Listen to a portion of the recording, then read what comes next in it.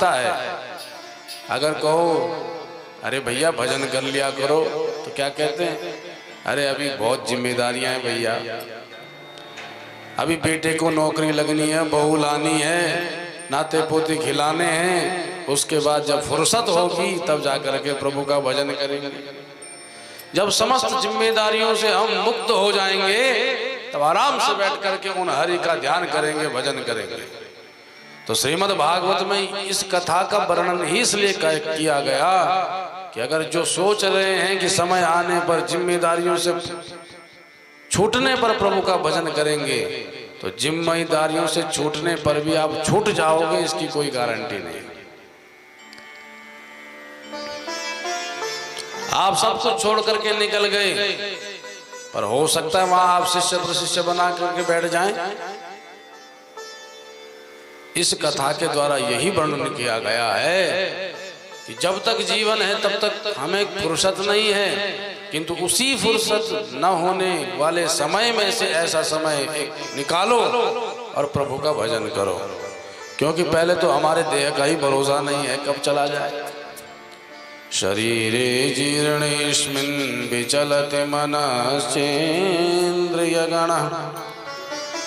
न शक्तः स्वं कार्यं किमपि चरितुं जीर्णवयसि।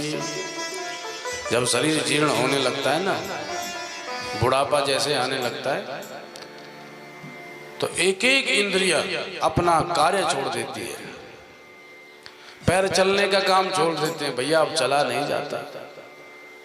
हाथों में वो दम नहीं रह जाता, कोई वस्तु उठानी हो तो उठाई नहीं जाती। आंखों से दिखाई नहीं देता, कानों से सुनाई नहीं देता, नाक से सूंघा नहीं जाता। कुछ पाते हैं तो स्वाद नहीं आता, क्योंकि जिह्वा भी अपना काम छोड़ देती है। मीठा है, खट्टा है, नमकीन है, कैसा है, प्रत्येक इंद्रिय अपना कार्य छोड़ देती है वृद्धावस्था में।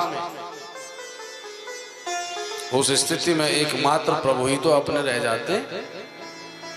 अरे जिनके लिए हम जीवन भर न जाने कितना परिश्रम करते हैं, ना दिन देखते हैं ना रात देखते हैं, वही कहते हैं भैया बूढ़े हो गए, पता नहीं कब जाएंगे। तो क्यों इस संसार में चिपके बैठे हो? संसार में व्यवहार करो। हम संसार से भगाने की बात नहीं कर रहे हैं कि पता चला आज इन घर चले गए भैया सब तुम पकड़ो हम तो चले बाबा बैरागी बन के, ऐसा नहीं।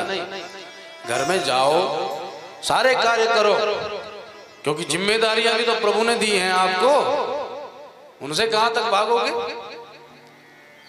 माता पिता की सेवा करो, पत्नी का लालन पालन करो, सारे कार्य करो, किंतु अपने मन में बस मनमोहन को बसाओ। प्रत्येक क्षण अनुभव करो कि ये मेरे सच्चे साथी नहीं है, एक ना एक दिन ये मुझे छोड़ करके अवश्य चले जाएंगे।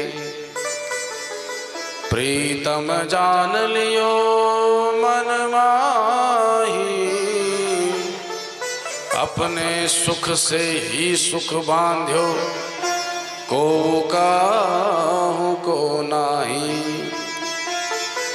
सुख में आन मिलत सब बैठत, रहत चहु दिशि घेरे। पर विपत्ति पड़ी सब ही संग छाड़त, को नावत नेरे। जब तक सुख संपत्ति आपके पास होगी, आपसे सब संबंध जोड़ने लगेंगे। माल खूब है तो बड़े संबंध निकल पड़ेंगे।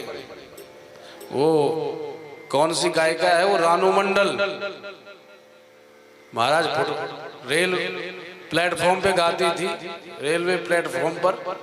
कोई उसको नहीं जानता था, पर महाराज क्या प्रारब्ध का चमत्कार, क्या प्रभु की कृपा, एक ने उसको देख लिया, वीडियो वायरल हो गया। और कहां फुटपाथ पर प्लेटफॉर्म पर गाने वाली मुंबई पहुंच गई, जिसके पास 50 रुपए भी नहीं होते थे गिनती के। 50 लाख का बंगला उसके लिए बनाया गया, और आज वो छा गई मुंबई में जाकर के।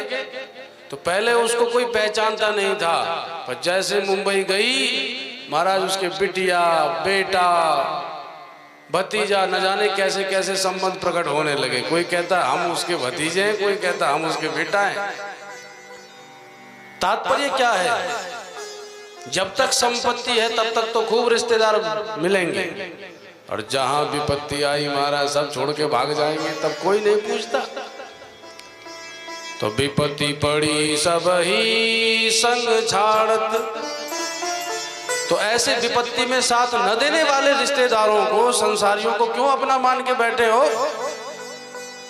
अरे जो विपत्ति में साथ देने वाले बिहारी जी हैं उनको क्यों अपना नहीं मान लेते हो? इसलिए प्रतिक्षण ये अनुभव करो कि हमारे तो बिहारी जी, कोई दूसरा हमारा नहीं है। प्रतिक्षण अनुभव करो। जो मिलता गया राम राम करते चलो, पर हृदय में रखो ये अभी है, कल नहीं रहेगा। अभी साथ दे रहा है, कल साथ नहीं देगा। साथ देने वाले तो बस हमारे ठाकुर जी हैं, ये धारण कर लो। तो प्रायः हम संसारियों में आसक्ति लगा के बैठे हैं, अपना मान के बैठे, इसलिए दुखी होते हैं। धीरे धीरे इस घर से निकलने का प्रयास करो। घर में रहते हो असंग हो जाओ, सबसे बात करो, ऐसा भी नहीं मुंह मोड़ के बैठ जाओ, प्रसन्नता से रहो, क्योंकि सब में प्रभु हैं। सब कार्य करो पर निरंतर प्रभु के भजन में लगे रहो। राधा कृष्ण राधा कृष्ण राधा कृष्ण, सीताराम सीताराम। अब जो इसमें भी आस्था हो, भजन को बढ़ाते चलो। जय श्री कृष्ण जय श्री कृष्ण जय श्री कृष्ण।